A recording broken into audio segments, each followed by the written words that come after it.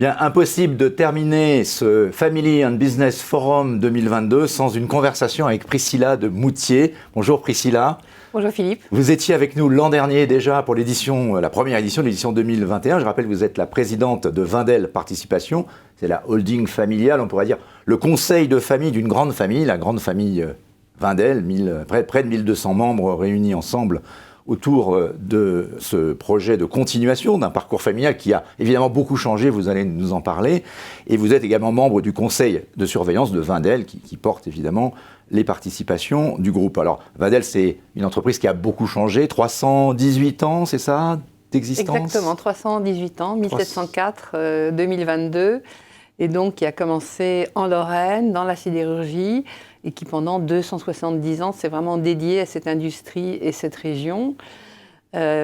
Crise de sidérurgie aidant, plafonnement des prix de l'acier en France ont amené à une crise dans les années 70 qui a fait que le gouvernement nous a finalement transformé nos emprunts du gouvernement en capital et nous a de facto, après une petite opération d'accordéon, nationalisé, de facto nationalisé. C'est une des premières nationalisations. Exactement, par un gouvernement de droite, puisque c'était Giscard. On est toujours méfiez-vous de vos amis, mes ennemis, je m'en occupe, c'est ça. Mais quand même, on avait réussi à négocier justement avec Raymond Barre, qui avait compris que autant ça pouvait avoir un intérêt pour le gouvernement de nationaliser les grands hauts fourneaux, les grands laminoirs, autant notre petite participation en amont et en aval, qui était plus ou moins bien gérée parce qu'on ne concentrait pas dessus, n'avait pas vraiment d'intérêt pour le gouvernement. Et donc, on est reparti avec ces petites participations. Il y avait par exemple une usine de ciment en Lorraine, une usine de caviar d'acier, un peu d'emballage métallique. Et c'est à ce moment que le président de l'époque, qui se trouvait être mon père, a dit à la famille « Si vous voulez, on redémarre sur la base de ça, mais je ne le ferai, on était à peu près 350 à l'époque, je ne le ferai avec vous que si vous signez tous, vous êtes tous d'accord. » Une sorte de premier pacte d'actionnaires, voilà, quelque part, avant qu'on parlait de ces pactes du trade et autres. Exactement. S'il y en a un d'autre, un qui ne veut pas, je ne me lance pas dans l'aventure. Vous avez inventé les pactes d'actionnaires. Tout le monde a signé, et donc c'est la base de ce qui est devenu, a été la à l'époque, CGT. 350 personnes, on voit que, oui, on voit que ça va vite. Ça va vite, ça va très vite. Les générations. Parce que, oui, un peu plus en 45 ans, on a largement triplé, entre 3 et demi. Voilà. Et donc, ça a été le départ de cette nouvelle aventure. Donc, on a restructuré ces participations, on les a vendues progressivement et on s'est lancé dans l'accompagnement d'entrepreneurs pour les aider à devenir des leaders dans leur domaine. Le premier exemple avec lequel on a travaillé, c'était Capgemini avec Serge Kampf, qui a été une très belle réussite. Informatisation. Voilà, exactement, oui. Et depuis, on continue et on a des parties. Nous sommes des actionnaires actifs qui siègent au siège, qui prenons des participations de contrôle, nous sommes des actionnaires de référence.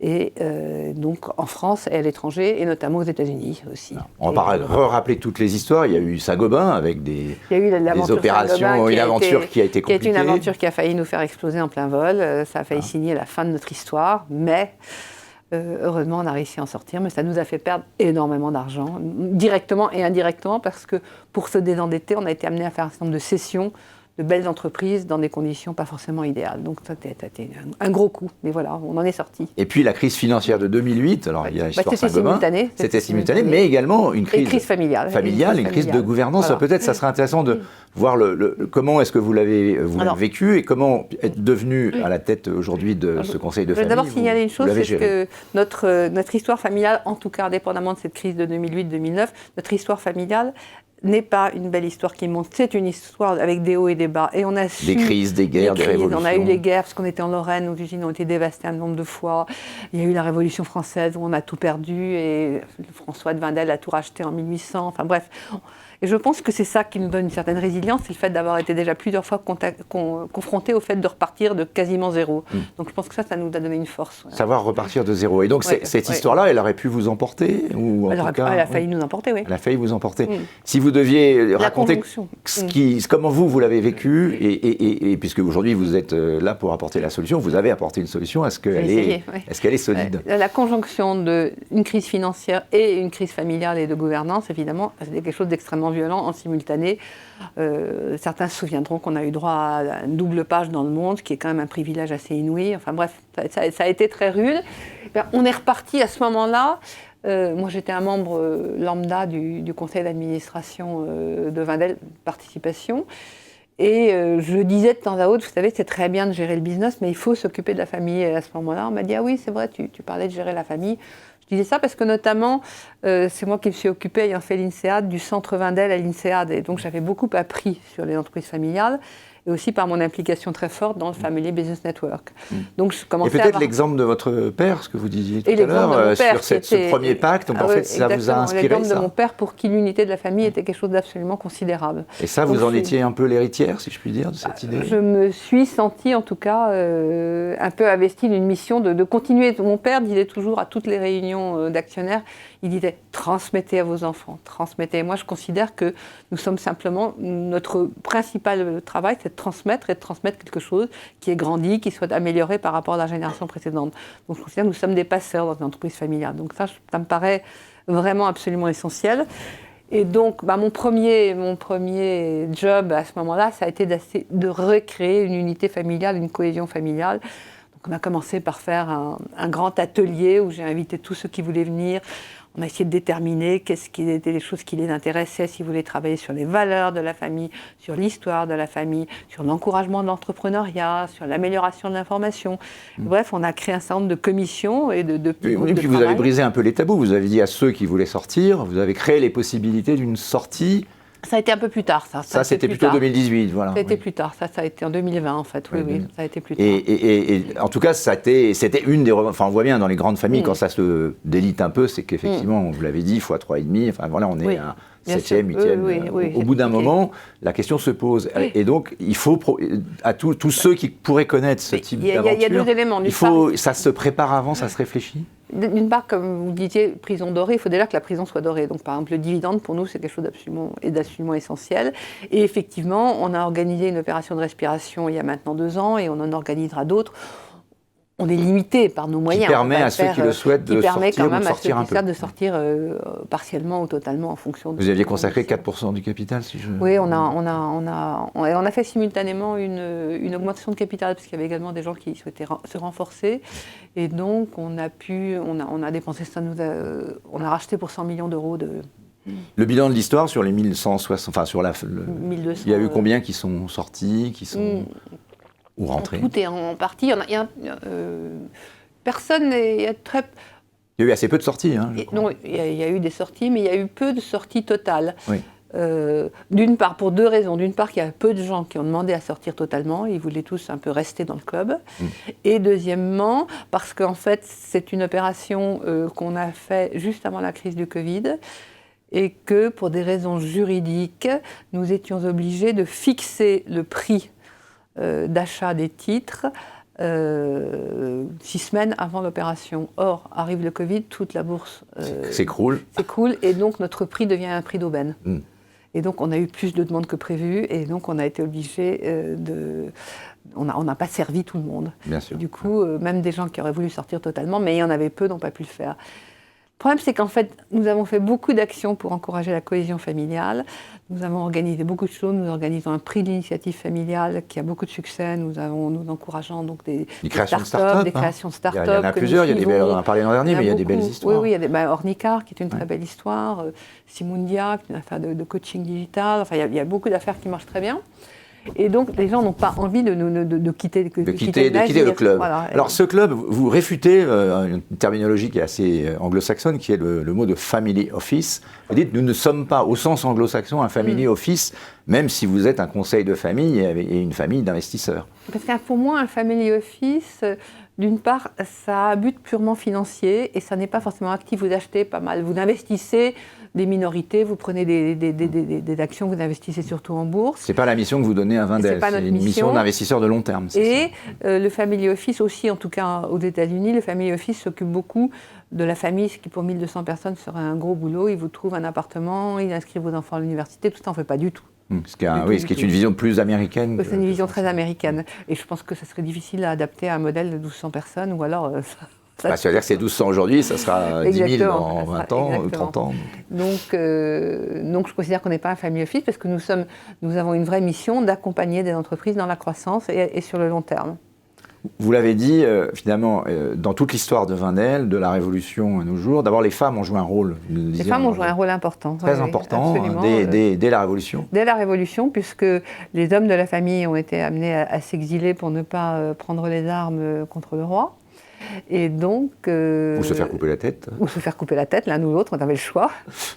Et donc, c'est Marguerite de Wendel qui était déjà veuve à l'époque, et c'est son fils qui est parti, et qui a géré pendant la Révolution, elle a été à Paris réclamer que le gouvernement révolutionnaire lui paye ses dettes, etc. etc. Et elle a fini par leur vendre des boulets de canon, non? Oui, c'était l'époque où effectivement à l'époque on vendait des boulets de canon, exactement, pour défendre la France. Et elle a fini emprisonnée, elle est sortie de prison, elle est morte dans la plus grande misère. Et c'est son fils qui, au début du 19e, a racheté François de Wendel, exactement. C'est pour ça qui relance l'aventure finale. Donc ce côté réinvention, effectivement, est quelque chose qui est vraiment dans l'ADN. Et c'est pour ça que la Wendel Participation s'appelait encore, quand j'étais enfant, les petits-fils de François de Wendel. Comment garder les jeunes finalement dans ce que on appelait effectivement, qui pourrait apparaître comme une prison dorée. Bon, aujourd'hui il n'y a plus l'ISF, c'est un élément qui peut-être a permis de rendre les choses moins tendues, mais il y a encore quand même, évidemment, il y a toujours des impôts, il y a toujours des difficultés. Oui. Et puis il y a toujours envie d'acheter un appartement, des choix de vie. D'investir dans une entreprise. Et puis j'allais dire, comment garder, surtout un affectio societatis, vous l'avez dit, il y a quand même le club Wendel, mais comment le maintenir dans le temps alors que le portefeuille de Wendel n'a plus grand-chose à voir avec son histoire. Aujourd'hui, votre principal actif, c'est notamment Bureau Veritas, c'est pas forcément...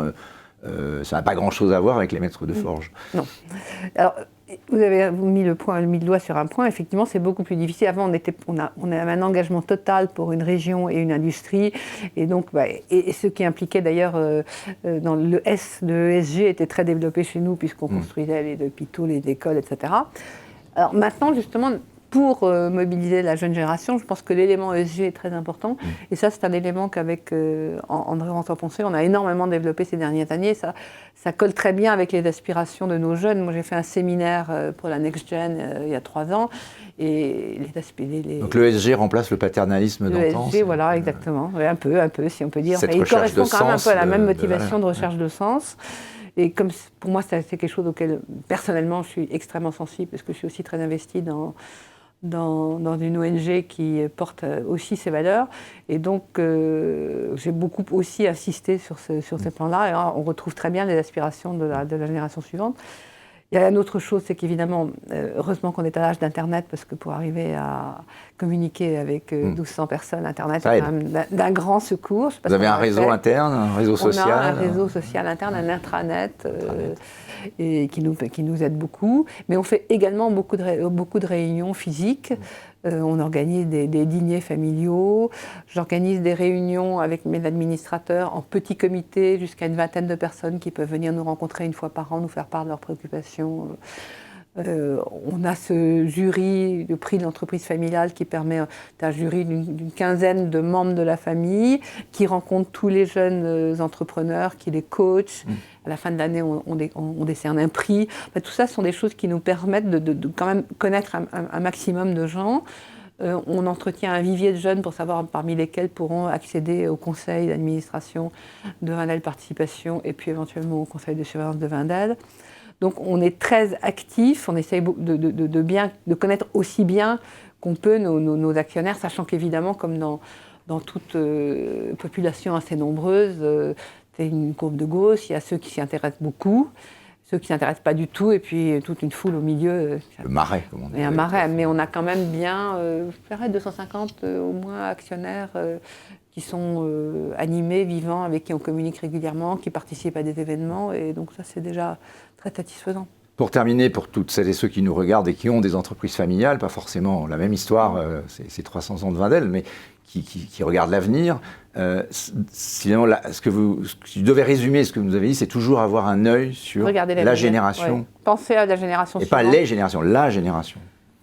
Je pense que c'est très vertueux de regarder les générations, mais c'est loin quand même. On est quand même un peu on est plus loin de la réalité, alors que la génération suivante, on peut quand même l'imaginer, elle est déjà présente, on peut lui parler, on dialogue avec elle, et donc c'est très très important. Et c'est à elle qu'on doit transmettre. Et c'est à eux qu'on transmette, donc c'est très important de tenir compte de leurs aspirations. Et comme mon père le disait, je disais transmettez, pensez à la génération suivante.